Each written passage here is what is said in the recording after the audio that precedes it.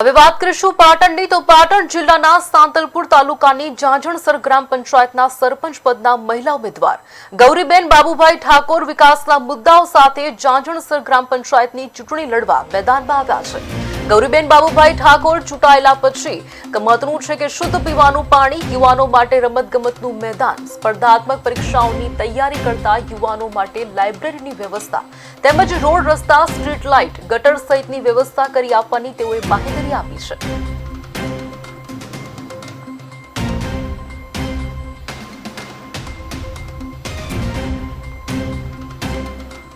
ગામ જાંજણસર ની ગ્રામ પંચાયતની ચૂંટણી આવી છે। તાલુકો સાંતલપુર, જિલ્લો પાટણ। એમાં મારા ધર્મપત્ની ગૌરીબેન બાબુભાઈ ઉમેદવારી નોંધાવી છે।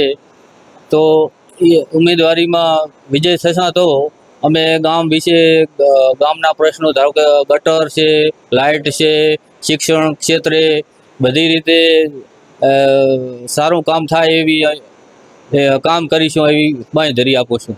તાલુકાનું ગામ જાંજણસર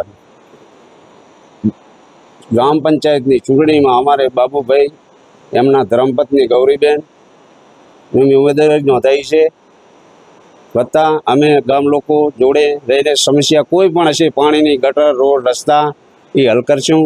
અને અમારે બાબુભાઈ ના ધર્મપત્નીને બહુમતીથી જીત્યાડે વસ્તી તો અમે ખૂબ વિકાસ કરશું આ ગામનો, અને કોઈ પણ પ્રશ્ન હશે તો અમે હલ કરશું, આવી અમારી